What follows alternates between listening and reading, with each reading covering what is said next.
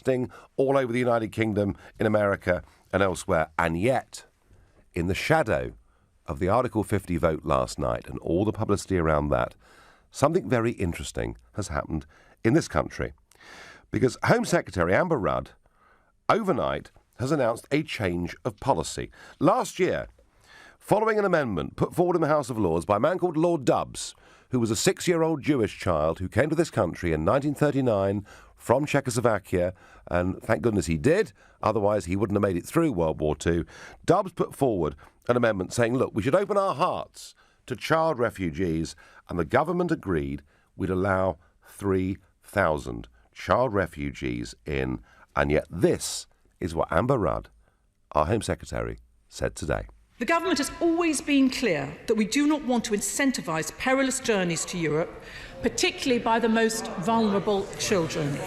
That is why children must have arrived in Europe before the 20th of March 2016 to be eligible under Section 67 of the Immigration Act.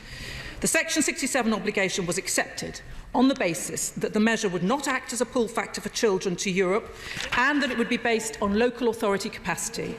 So overnight, we've decided we're not going to allow 3,000 children to come into this country from Syria or elsewhere. The number now is 350. So I suppose you could say that the UK has brought in now its own travel ban. But the reasons they've done it, I think, need considering. Because it's the French government that have advised us that by allowing child refugees into this country, and I guess this could apply to refugees more generally, actually, we're making the problem worse. And what am I talking about by the problem being worse? Well, just have a think about this. The number of undocumented migrants who have drowned in 2016 trying to reach Europe is 5,000 people. In 2015, it was 3,770. So there are thousands of people now dying every year crossing the Mediterranean because they hope to get refugee status somewhere initially in the Schengen zone, within the European Union, and ultimately onto us. And the question, and it's a tough question, it's a difficult question, it's a moral question, particularly for one like us, a country that does have a long history of taking in refugees. And I speak as the descendant of Huguenot French Protestants who left that country because they were being massacred by the Catholics all those years ago. And I speak as somebody from a country who opened their hearts to 28,000 people from Idi Amin's Uganda, where he literally said he would kill all of the Ugandan Asians, and from a country that opened its heart up to Jews from Czechoslovakia like Lord Dubs and Austria and Germany. So nobody ever can criticise the United Kingdom for not being one that is prepared to take refugees. The problem is what we currently have with this exodus that we've encouraged across the Mediterranean, and it's been encouraged by Mr. Juncker from the European Commission, it's been encouraged by Chancellor Merkel of Germany. What we now have is a problem of a different order. It isn't just people fleeing fear of persecution and death. It is actually people falling into the hands of very aggressive, very dangerous traffickers. And there is strong suspicion that people are paying large sums of money to get young children to Calais so that they can then come in to the United Kingdom. And on that journey, yes, it's true, people are dying, people are being abused, and they're paying badly. So the difficult moral question that I'm asking you to answer tonight is that if we let refugees in, are we just adding to the problem by encouraging more to come? And I'm going to ask Matthew in Heathrow what he thinks of this question. Hi, Nigel. Well, I work and I travel through Calais every night. And, I mean, the last few months, basically, there isn't any immigrants, child immigrants or refugees trying to get to the UK. Since the French closed the camp down, they're now all over France. And I think if they did start accepting more, then the Calais problem will start again. But the only reason they've sorted out the Calais problem is because of the upcoming election in France, why they've done that. And unfortunately, I suspect after the French election, the problem, they're going to just ignore it again, and the problem's going to start in Calais. Well, Matthew, I came through Eurotunnel yesterday, and I have to say, albeit there are lots of walls that have been built, or fences, not quite Trumpian, but fences that have been built. There is a bigger police presence than has ever been. I no longer feel intimidated driving my car into Eurotunnel, whereas over the last couple of years, once or twice, I've sort of gulped hard and put my foot down and kind of hoped for the best, because it's been really pretty scary there. But you're right, the jungle has gone.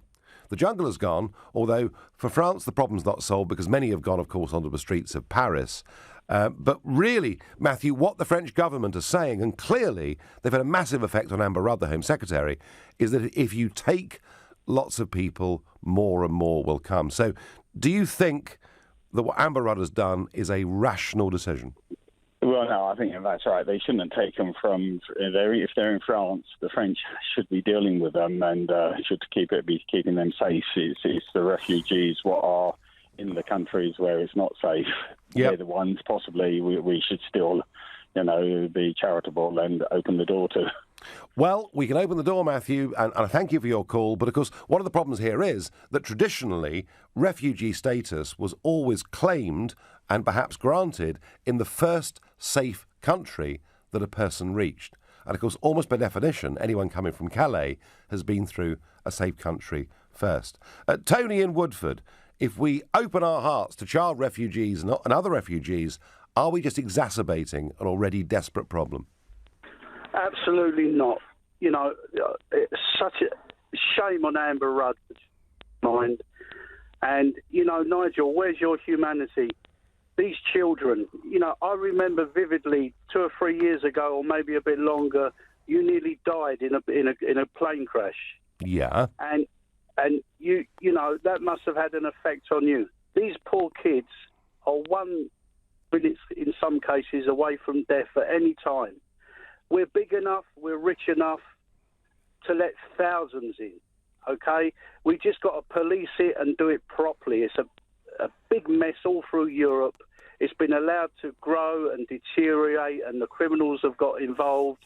If it was policed properly to begin with, let's show humanity towards these kids, because it's not their fault. They did not ask for these wars to start. Well, Tony, that's in many cases it's American foreign policy, our foreign policy, that's instigated these problems. Well, one good thing, Tony, is that with President Trump, that foreign policy has just been reversed. So I'm sure you'll be very pleased to hear that. But the logic of your argument, why not let in hundreds of thousands? Why not let in a few million? Would you be happy with 2 or 3 million people coming in who are, in a bad place? Nigel, I'm referring to the children. I'm not talking about 2 or 3 million.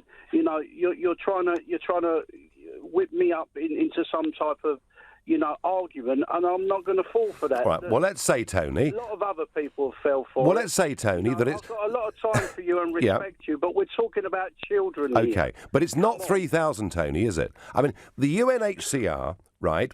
The UNHCR say there are now 60 million people who are currently displaced by war or other problems. Now, let's take a conservative estimate of that, and let's say 15 million of them are children. Now, the question I'm asking, Tony, is, we said we'd take 3,000. We've now reduced that to 350. But what to you would be an acceptable number? I wouldn't even put a number on it. I would not put a number on it. Nigel, you're a very clever, articulate man. Why don't you get together with like-minded people like yourself in Europe and come up with devise a plan and a strategy and bring these kids in? They need to be saved. And all the arguing and all the pontificating and words don't mean anything. These kids could come here in their hundreds of thousands. Why not? Well, Tony, this may surprise you, but I was the first elected UK politician to suggest that actually we should think about taking some Syrian refugees. And I particularly talked about the Christian community who literally were being murdered because of their religion. And as I said earlier, I come from a family that were refugees to this country. Tony, I'm not closed-minded to any of this, but I am conscious that perhaps we have to work out what a child actually means, and maybe even think about our definition of what a refugee is.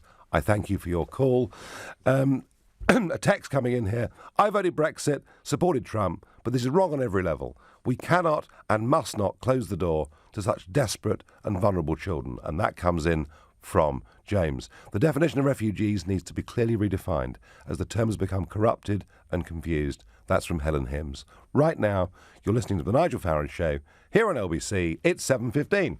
Nick Ferrari at breakfast on LBC. Prime Minister securing that Brexit victory last night. Her plan to take Britain out of the European Union received overwhelming backing from MPs. So all eyes on the House of Lords now. Let's speak with Richard now, Lord Newby, leader of the Lib Dems in the House of Lords. One of our roles is to scrutinise legislation and ask the government to think again if we think they've got things wrong, and that's what we'll be doing with this bill. And if you look back to the tax credit vote that we had about 18 months ago, we in the House of Lords said, well, we're not so sure about that, and the government, when it went back to the Commons, caved in. Nick Ferrari at breakfast every weekday morning from 7, only on LBC. With Hampton by Hilton, from a great night's sleep to the perfect breakfast included. Buying a new car is so exciting, but at the same time, a bit daunting. Trudging around the dealers, haggling over price, always wondering if you're getting a good deal. But with CarWow, there's none of that. Just select the car you want, and CarWow brings you the best prices from their network of top dealers.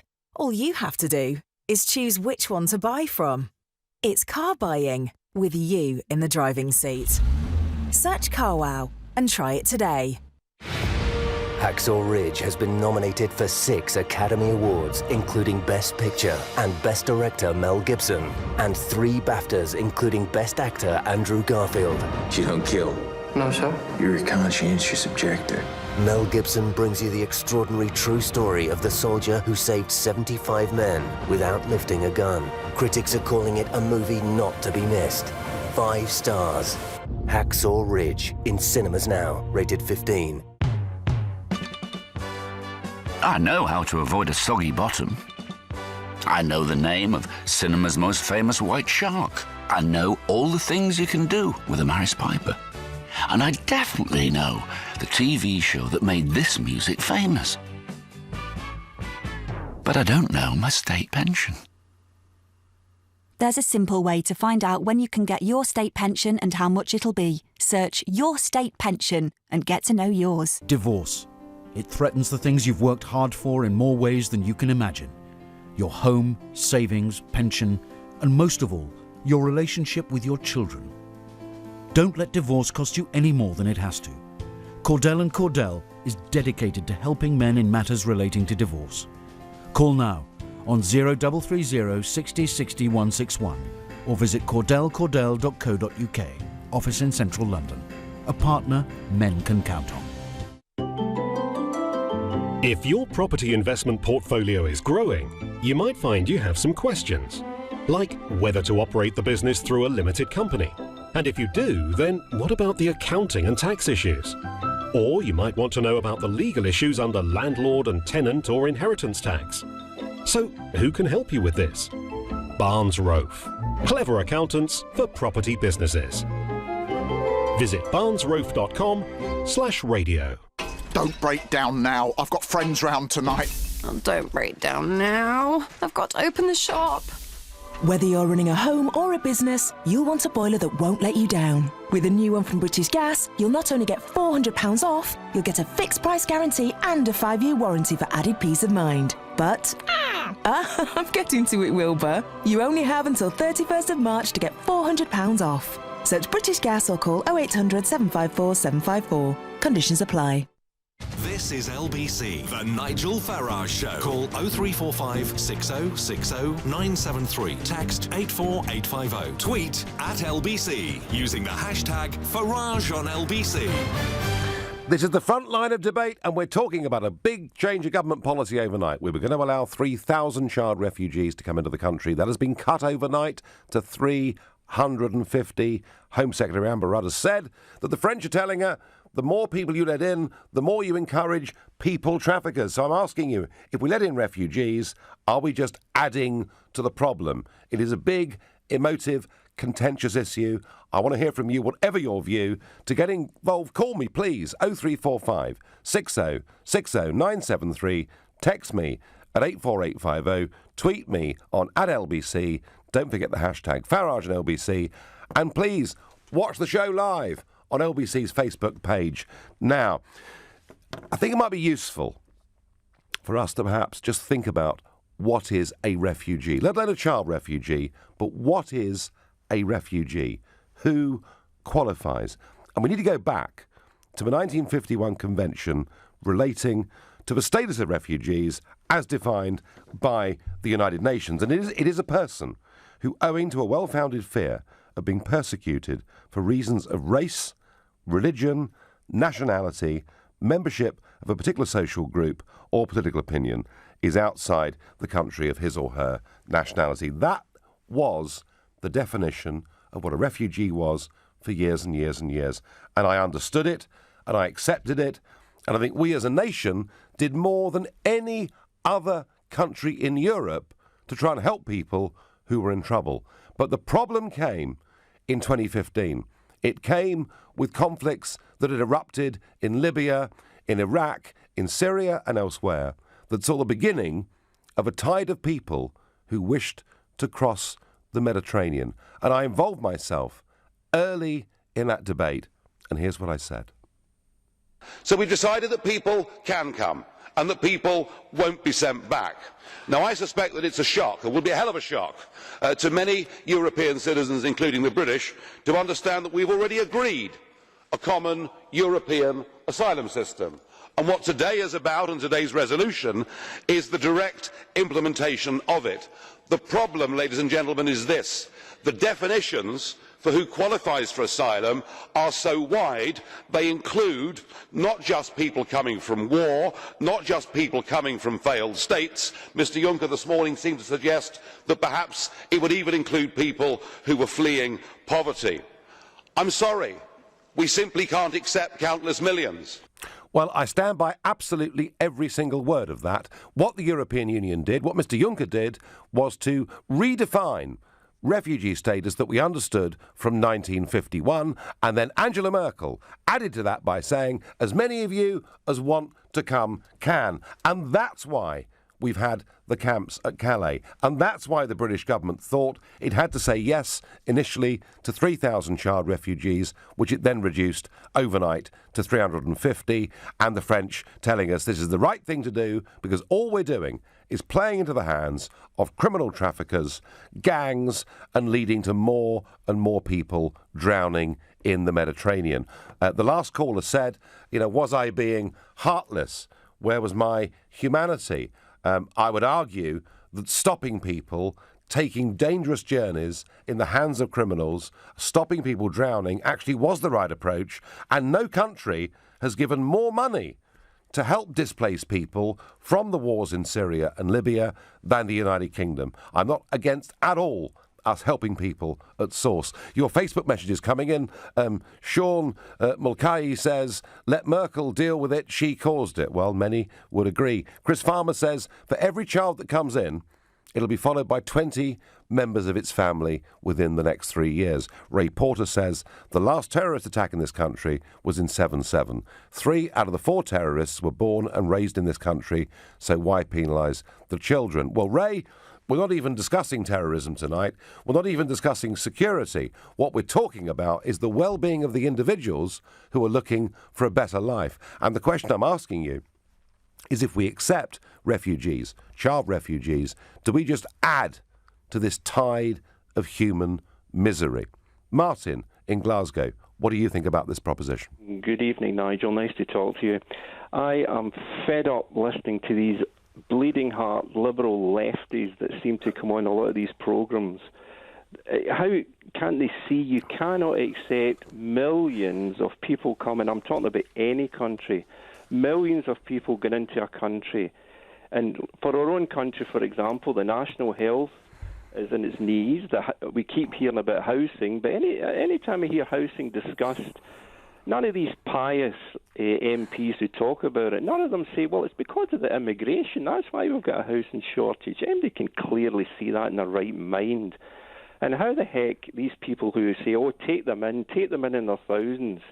I would like to see some of these people who phone in taking in some of these people. And an example is Nicola Sturgeon. I think she said she would take in some. Well, I'd like to see her taking some into her house instead of talking about it. Well, quite. No, I mean, she'd never do that. But, Martin, there is a difference here. That, the problems that you're talking about, with access to the NHS and school places and jobs and all the rest of it, that is about sheer numbers coming into this country. So the point here is that legal net migration is running at 250,000 plus net every single year. What we're talking about here is refugee status. And actually, those numbers are tiny compared to what we're legally allowing into the country. Yeah, and I accept that. But the point is, where's Saudi Arabia and these other Arab countries? Where they're not taking any in. It's always the onus in the West to take in these situations where they're not doing nothing. They've literally, Martin, done nothing. And I can tell you that Saudi and Qatar and Kuwait have refused to take one single person who's been displaced by war in Syria or Kuwait or Iraq or anywhere else. And you are absolutely right, Martin, about that. The question is, literally, refugees are a small part of this bigger argument about numbers coming to Britain. But if we encourage people to get to Calais and then legally, or perhaps in many cases illegally, to get to Britain, are we just making this situation worse? Are we adding to the tide of human misery? Are we putting money into the coffers of the criminal gangs? That's really the question. Well, that's it. Exactly. People are quite rightly in many ways going to say, right, we can get into Britain, let's go for it. Because they know Britain's got its national health and all of it. Why would you have a camp in France? I know I'm going on a wee bit about immigration here, but why would you have a camp in France to go to Britain where you could quite equally go to France or a country near where you came from? And as for that Merkel you mentioned, I think she should be in prison for the nonsense that she's come away with. It's a disgrace, and she's caused a lot of this trouble. Well, she has made, Martin, a catastrophic error of policy. And I was stunned to see this week that Martin Schulz, who I opposed in the European Parliament for years as the leader of the Socialist Group, who was president of the European Parliament for 5 years, not my biggest fan, is now leading the opinion polls in Germany. So unpopular is Merkel. Martin, I thank you very much for your call. Facebook messages, Nicola Rand says, what about looking after British children first? And Kearney says, we can't afford any more, we are massively in debt, and social care is in crisis. Tom Mason says, we have plenty of kids in care who need help. What about them? Well, tweets, there should be no refugee aid until we help our own homeless, and on it goes. And it's very interesting.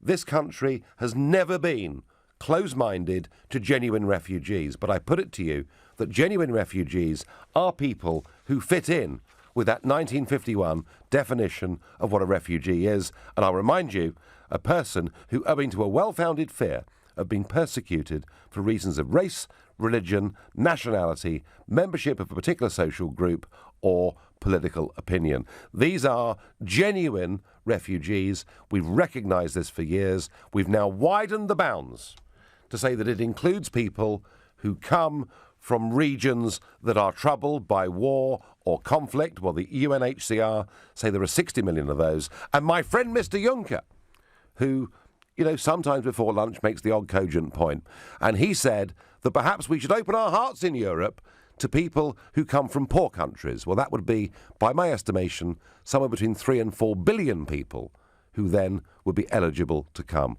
We've widened the definitions too far, in my opinion. I wonder what Jay in Tottenham thinks about this vexed question. Hello, Nigel. How you doing? Hello, fine. Good. Now, I want to very quickly analyse your definition of a refugee, because you quoted the 51 Convention, which you're absolutely right. It is a person who's been persecuted on reasons of race, religion, nationality, political group, or nationality alone.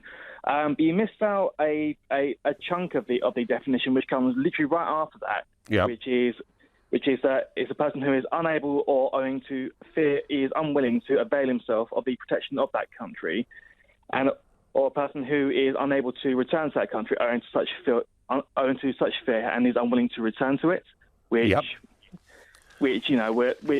in my opinion would quite accurately describe the refugees in Calais at the moment.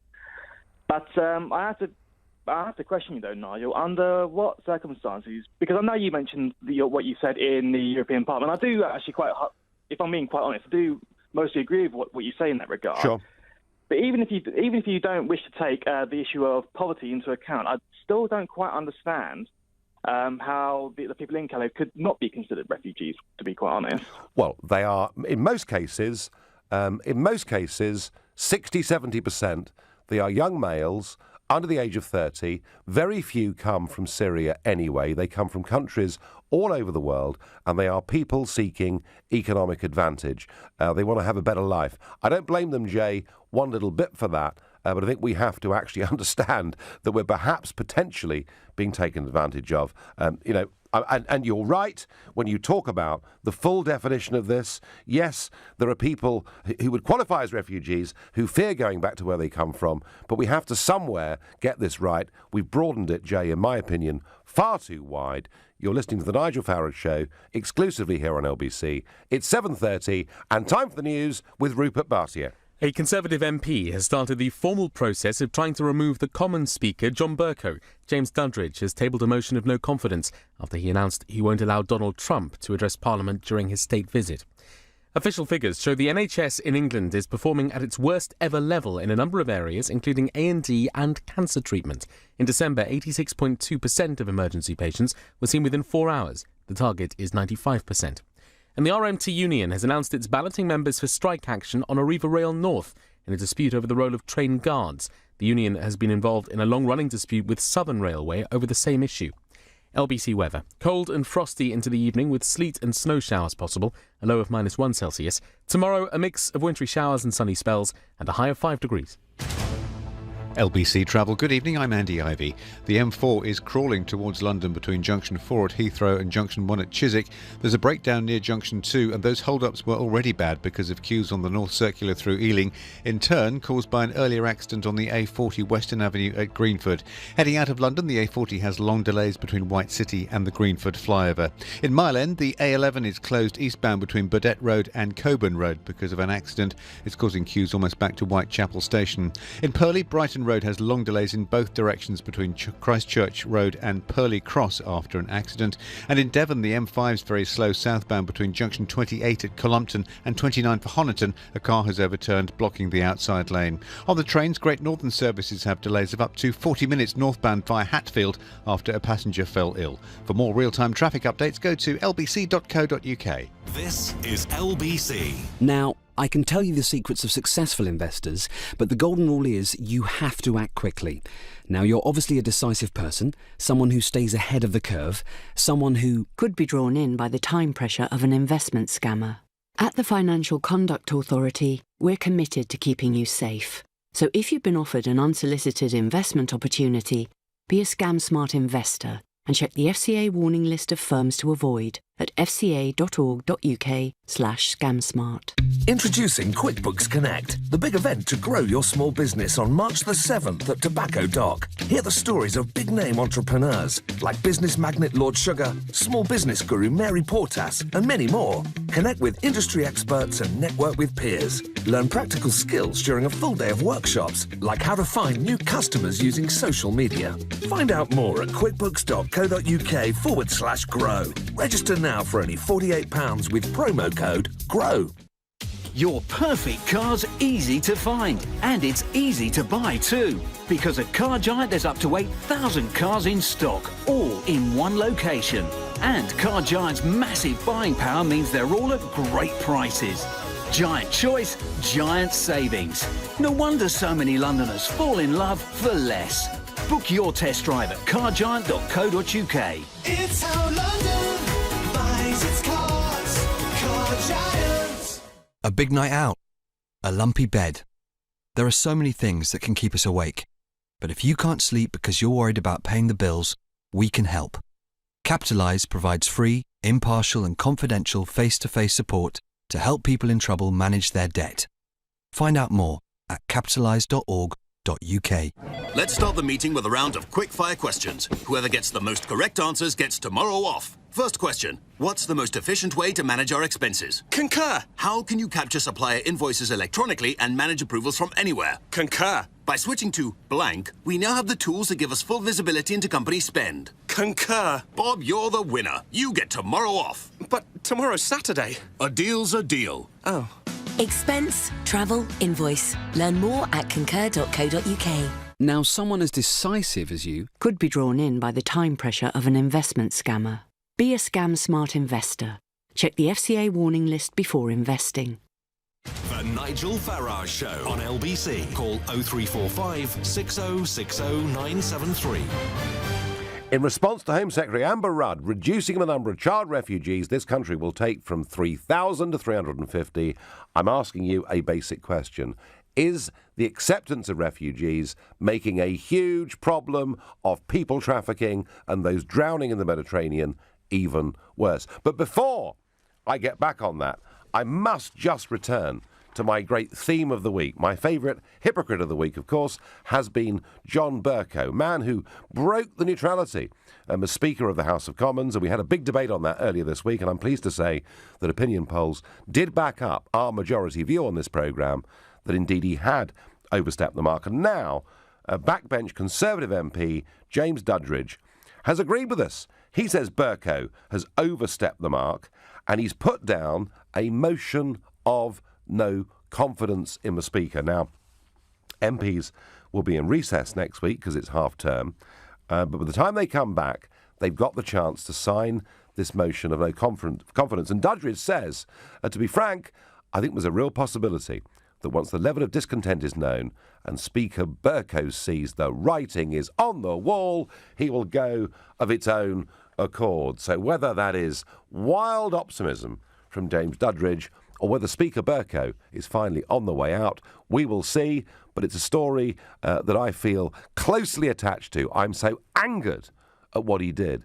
And when we had a constitutional expert on that evening, he said nobody in 700 years had broken speaker neutrality quite as badly as Bercow had. Now, your texts and your tweets and your Facebook messages are coming in droves on this question of is accepting refugees making the problem worse. Let me give you a flavour.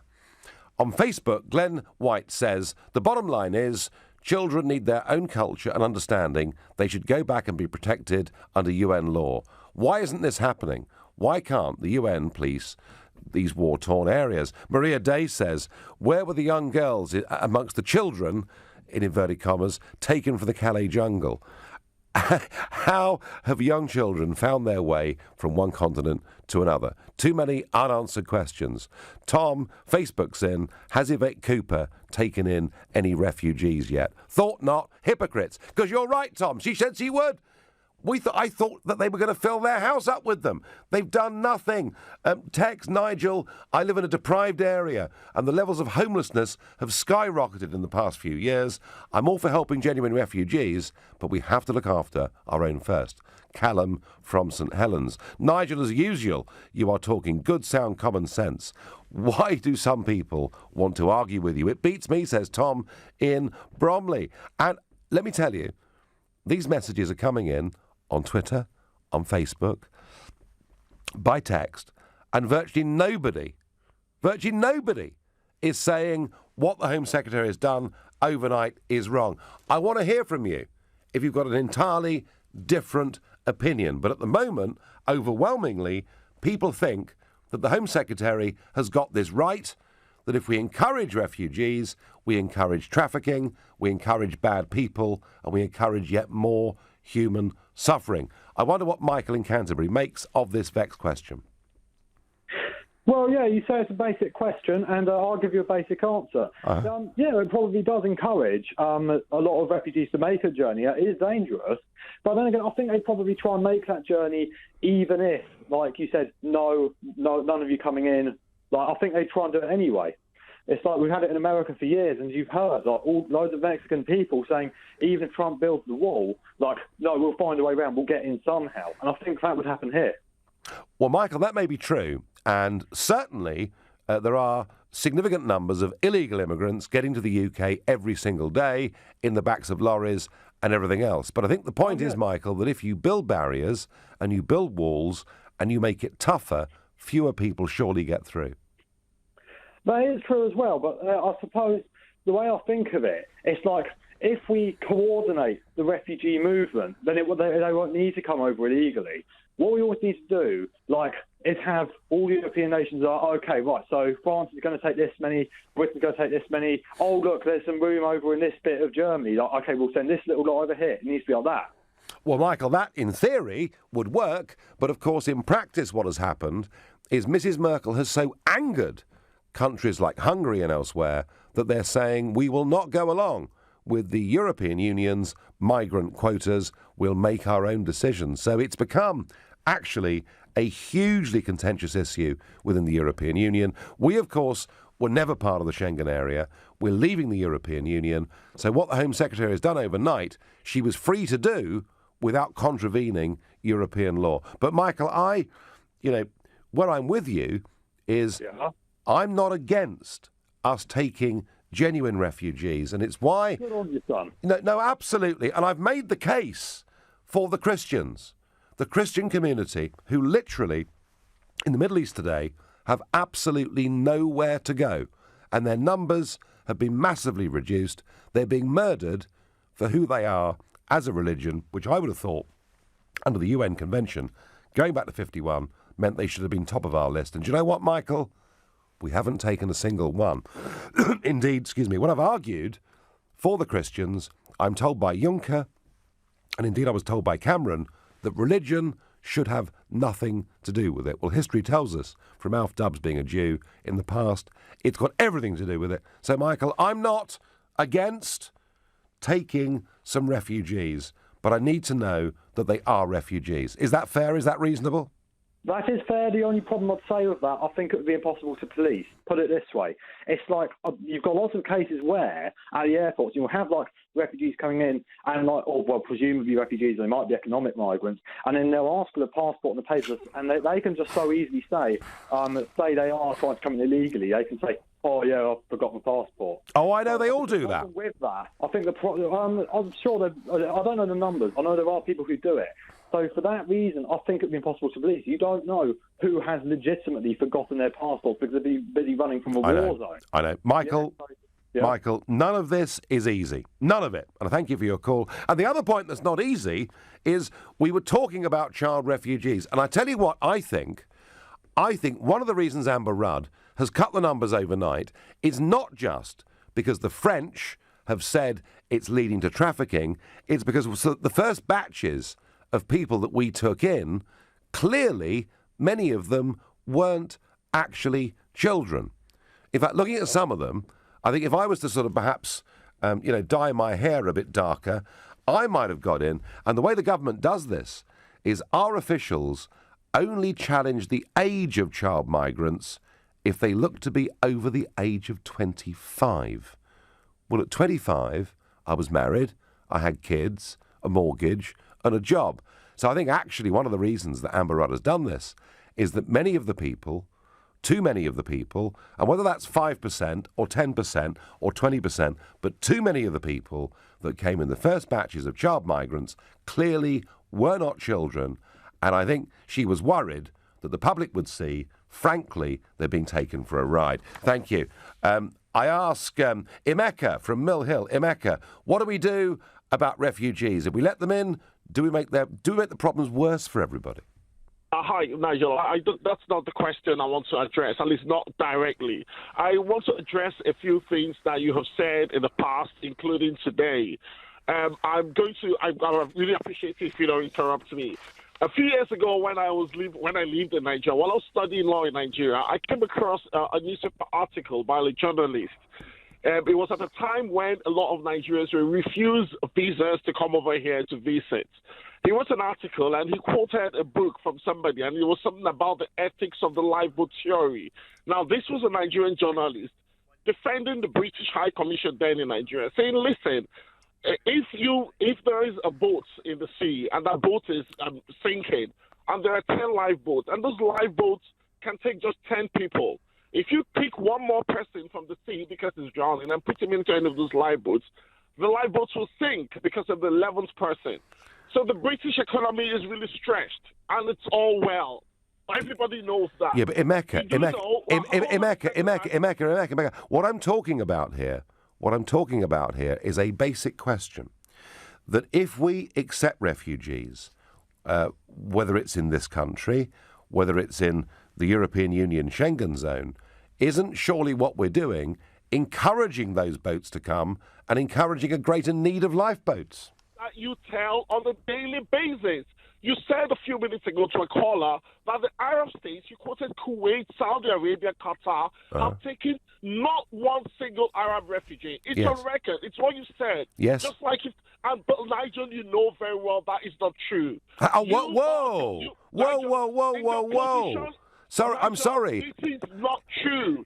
Nigel, every authority in the world that is responsible for giving all these figures have said repeatedly that these Arab states take refugees, but they are not called refugees. I'm quoting from an Amnesty International. Well, Emeka,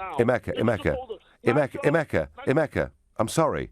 But let's just think about perhaps Saudi Arabia, who have said we will not take any refugees from the Syrian conflict because we're concerned about the effect on the balance of our society that they may have. And that's a fact. Emeka, if you've got any other questions, you can write into me. I will do my very best to answer them. But right now, you're listening to The Nigel Farage Show, exclusively on LBC, and it's 7:45. Coming up at 8 on LBC, Clive Bull. As the NHS records some of its worst ever performance figures, would you be prepared to pay more tax or national insurance if it was spent on the NHS? Clive Bull on LBC. Would you like to hear some information that could financially benefit yourself and your family? I thought so. You seem like the sort of person who puts their loved ones first, someone who could be drawn in by the emotional manipulation of an investment scammer. At the Financial Conduct Authority, we're committed to keeping you safe. So if you've been offered an unsolicited investment opportunity, be a scam-smart investor and check the FCA warning list of firms to avoid at fca.org.uk/scamsmart. We got it at Selco. Selco, it's where the trade go. At Selco Builders Warehouse, we've got real deals on a wide range of trade-quality building products. In February, we've got a Facro 780 by 980mm centre pivot roof window for only £159.99. Now that's a real deal. We've got even more real deals and thousands of products in stock at more than 20 Selco branches across London. See selcobw.com for your nearest branch. We've got it at Selco. Selco, it's where the trade go. If you've been injured in an accident, talk to an experienced lawyer from Slater & Gordon who will handle your case with skill, care and commitment.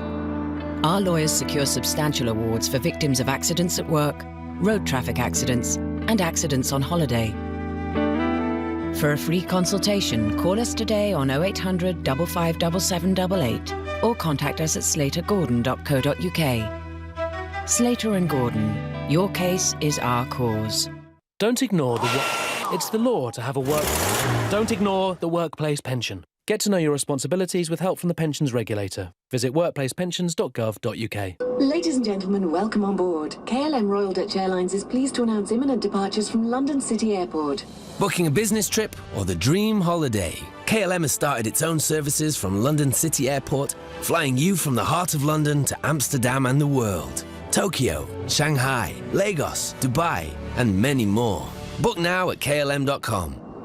Sit back, relax, and enjoy your flight.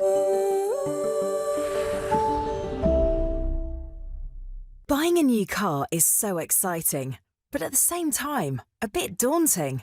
Trudging around the dealers, haggling over price, always wondering if you're getting a good deal. But with CarWow, there's none of that. Just select the car you want, and CarWow brings you the best prices from their network of top dealers. All you have to do is choose which one to buy from. It's car buying with you in the driving seat. Search CarWow and try it today.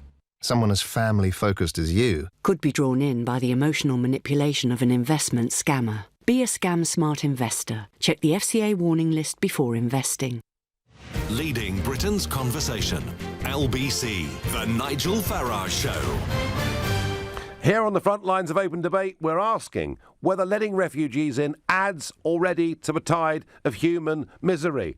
And I've already explained to you that I think we should be able to open our hearts to genuine refugees. And I get a tweet in from Jack Walker who says, Farage has just said on LBC that he wants the UK to take refugees on the strict condition that they are Christians. What an arse. Thanks, Jack. You're quite right, Jack. Let's let them all be murdered.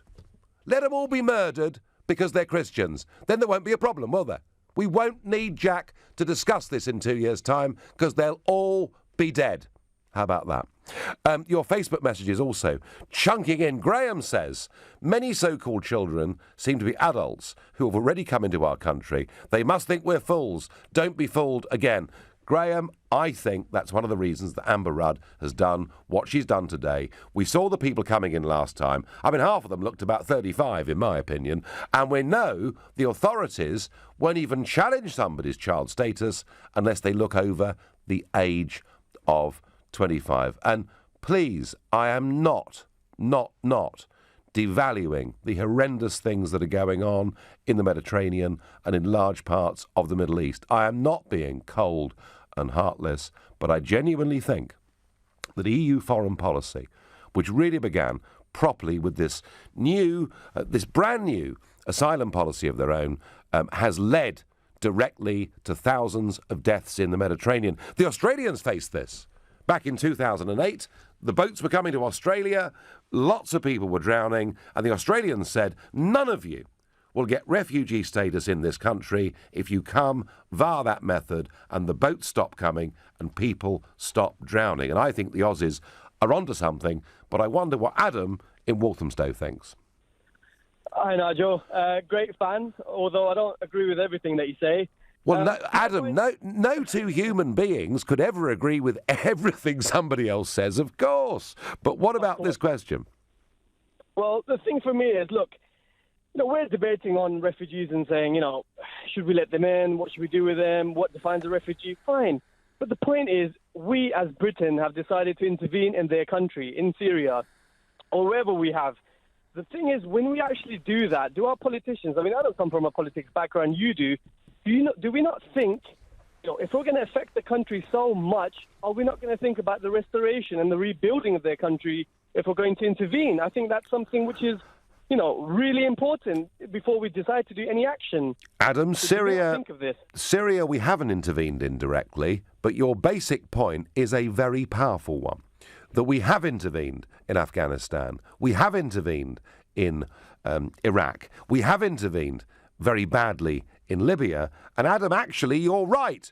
We did cause a part of this problem, which perhaps weakens my argument in saying we shouldn't take people, given that we're partially responsible for what's happened. But what I'm arguing, Adam, is that we actually help people where they are, in their countries, where the problems are, and that if we say you can come, all we do is we hand these people over to the hands of the traffickers, and we see these tragedies happening in the Mediterranean. Adam, this is not an easy question, and I'm not here to defend British foreign policy, but I honestly, can we really allow these drownings? 5,000 people, innocent people, drowning in the Mediterranean last year. Surely we have to stop that. I think we definitely do. But I think if we're going to do anything in any country, we have to think about how we're going to rebuild it. We've got to look. We give a hell of a lot in foreign aid, don't we? But yes. Do we actually look at where that money goes? Do we actually, look at it in a balanced, organised way? Do we say, where's everything going? Do we account for everything? I don't think we do. And I think instead of just giving everything to the organisations, maybe we should have some kind of checks or a way of monitoring everything rather than just giving money blindly. I think that's incorrect in every single way. So we have to kind of have some procedures and controls in place, and also just think twice before we do anything and see what the consequences might be. Because, if we're having people pouring into our country, then, that's maybe it's been a consequence of our actions. Adam, I think your point about the foreign aid budget and where it goes and why it goes there is a very powerful one. It'd be interesting to hear what Nick Ferrari on The Breakfast Show made of that point. He's been one of the biggest critics of our foreign aid budget and the way in which it's been spent. Adam, I think, has said something pretty sensible on that. Katie Ryan asks me, what's the difference between a Christian child refugee and a Muslim child refugee? Why would you help Christian children but not Muslim ones? I'm sorry, Katie Ryan, for any children that are displaced or having an horrendous time in the countries they come from. But the argument I'm making is that Christian children in those countries and Christian people in those countries are literally being murdered because they are Christians. And that, I think, goes to the absolute heart of what the 1951 UN Declaration on Refugee Status stands for. Yes, there are lots of people, Katie, in the world having a bad time in bad places. But, you know, the Jews ultimately were killed because they were Jews. And it's why we let people in from Czechoslovakia, from Austria, from Germany. And I think that's what's happening to the Christians in many parts of the Middle East today.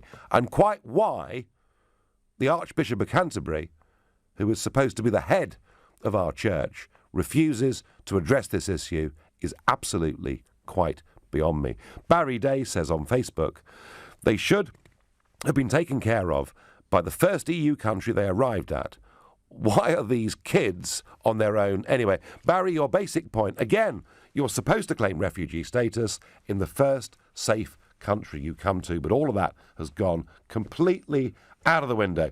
Syra in Buckinghamshire, what do you think about this difficult and vexed question? Nigel, it's probably the first and the last time that I'll be listening to your show, but I think where you've confused things is you've asked way too many questions. You've confused the whole thing about child refugee and refugees in general, and I think that's where your listeners are just getting a little bit trigger happy about the whole thing about, let any refugees into the country. What your original question was should have been addressing what Amber Rudd has done, which is, I think, what your was. So I think you wanted to talk about whether we should be accepting child refugees or not. And I absolutely think that we should be, and I don't think that will be making the problem worse. And I'll tell you why. If we accept these kids, we're just going to be sending a message that we understand where you are coming from. There are bombs going off in your country. You know what? Come to ours. There are no bombs going off here. We will look after you. You're talking about such a small number has been reduced to literally nothing. Where on earth do you think these children are coming from? They fit very clearly into the definition that you gave, whatever definition that was in the 1950s. They fit the criteria. Yet, for some reason, because you're confusing the whole issue about maybe economic migrants and older refugees, perhaps, if that's, I have my own views about that. But, the point is, you were talking about children refugees, and for some reason you just seem to have twisted the whole thing and turned it into, we will just make the problem a lot worse. Well, Syra, I'm going to really surprise you now. I'm going to really surprise you. I don't think the confusion is between child refugees and refugees. I think the confusion is between refugees and immigration. I've picked that up tonight, and I thank you for your point. And I ask you just to listen to what I'm about to say, because my final thought on this very vexed and difficult issue is this. I have absolutely no problem with us being a civilised country that takes in genuine refugees. I've never, ever had a problem with it. The difficulty is that because legal immigration is running at a net 1/3 a year, we've just had enough of the sheer numbers coming to this country, and we've closed our hearts, even to those who potentially might be genuine refugees. We're worried about people taking the mickey out of the system. Get legal immigration out of control, and then perhaps we can think properly about taking genuine refugees into Britain. And Syra, you and others, I think, will be happy with that policy. You've been listening to the Nigel Farage Show on LBC. I'm back on Monday evening from 7. Coming up at 10, it's Ian Collins. But up next, it's Clive Bull. Thank you, Nigel. And coming up, as the NHS records some of its worst ever performance figures, one influential Conservative is proposing the government abandons its election promise to freeze taxation to raise more funds. So would you be prepared to pay more tax or national insurance if it was spent on the NHS? Also later, Speaker John Bercow faces a vote of no confidence after his comments in the House about Donald Trump. And at 9 we have the Property Hour. Lawyer Russell Conway here to answer your questions. If you'd like to join in at any point, the number you need, 0345 6060 973. On FM, online, on your mobile and on digital radio. Leading Britain's conversation. This is LBC. From Global's newsroom at 8 o'clock, a Conservative MP has started the formal process of trying to remove the Speaker of the House of Commons. James Duddridge says that John Bercow has overstepped the mark by saying he didn't want Donald Trump to address Parliament during his upcoming state visit. He says Mr Bercow could be gone in days. And speaking during his nightly show here on LBC, Nigel Farage says he does need to be replaced. Whether that is wild optimism from James Duddridge or whether Speaker Bercow is finally on the way out, we will see. But it's a story that I feel closely attached to. I'm so angered at what he did. Labour says the NHS is in a dire situation after figures revealed it's performing at its worst level on record in England. In December, 86.2% of emergency patients were seen within 4 hours. The target is 95%. The Prime Minister insists the UK is doing its bit to help with the migrant crisis. It comes after the Archbishop